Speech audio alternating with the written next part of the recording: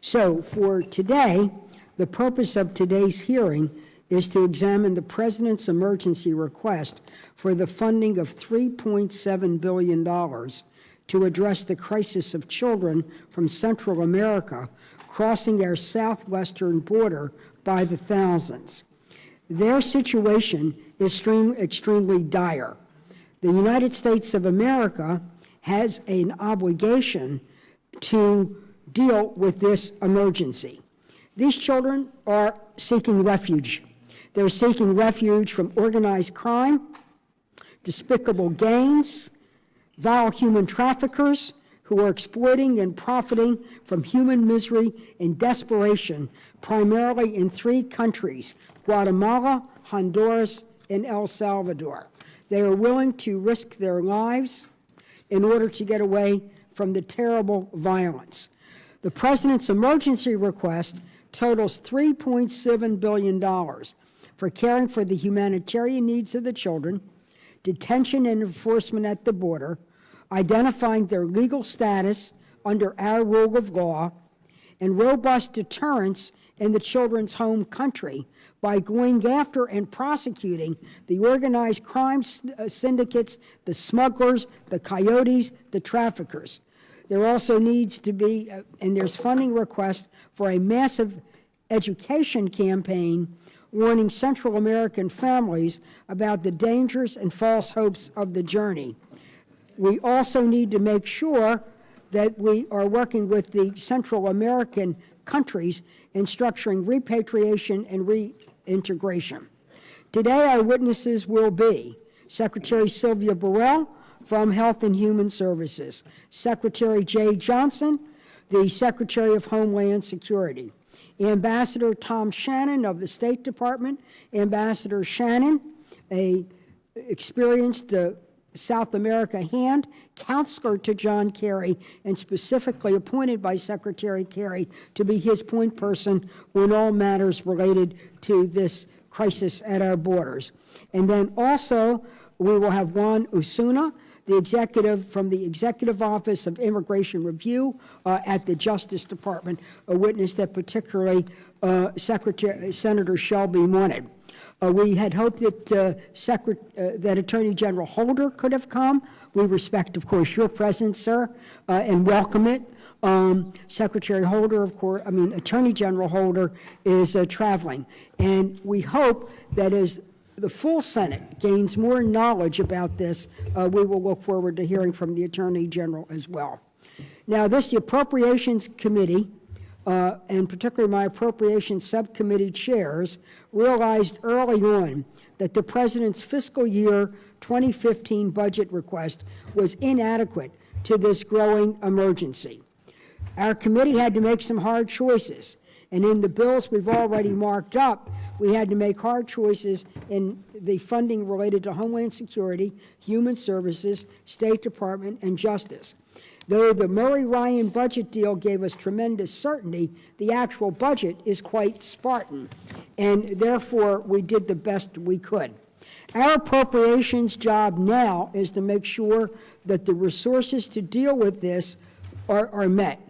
There needs to be food and shelter for children seeking refuge. Border agents and detention facilities need to be available.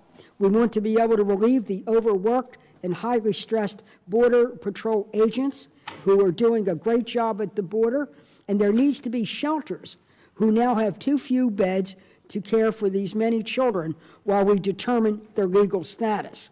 We need to have immigration judges and legal services to make sure that we can determine their legal status in a way that meets all requirements of the law that is on the books, and at the same time honor the fact that America is a country of the rule of law. There also has to be muscular deterrence, going after criminals and gangs who so exploit these children and their families, who mislead them, misinform them, and even abuse them as they make this perilous and treacherous journey from Central America. I know there are many like myself who support comprehensive immigration reform, and there are many views on that. But I caution my colleagues, today's topic is not about immigration reform. It is about meeting this refugee crisis. The best way to make sure the surge of children is temporary is to pass the emergency supplemental, making sure we have a deterrent strategy against the smugglers and traffickers, and a real effort on the host countries or the Central American countries to also be a source of deterrence. Right now, 57,000 unaccompanied children have arrived. We can expect as many as 90,000 by the year. Last week, I toured the border with the three of the witnesses at this table, Secretary Burrell, Secretary Johnson, and of course the Ambassador Shannon. We saw young children, some as young as 5, 7, 9. They had one instruction: cross the border, turn yourself in, and hope for the best. Border agents who found them find these children dehydrated, malnourished, scared. Many have been abused. They come here relying on smugglers' false promises. Smugglers that are part of dangerous gangs and cartels who see women and children like commodities to be able to buy and sell them across the borders. Children leave home bases on lies, endure dangerous journeys, and the threat of being trafficked along the way. President Obama has come before us to ask for designated funds to meet the emergency. I believe that this is an emergency designation. The Budget Control Act defines an emergency as spending for the prevention or mitigation or response to loss of life or property or a threat to national security that is sudden, urgent, unforeseen, and temporary. I agree with the President, and I believe that this situation is an emergency. Our first goal must be to protect the safety and health of the children and make sure we have the resources to do it. Our second goal is to make sure that their legal status is determined under the law that we have so that then their future can be legally determined. And third, there must be a muscular deterrent strategy to discourage families from sending their children with smugglers who profit from them out of profit.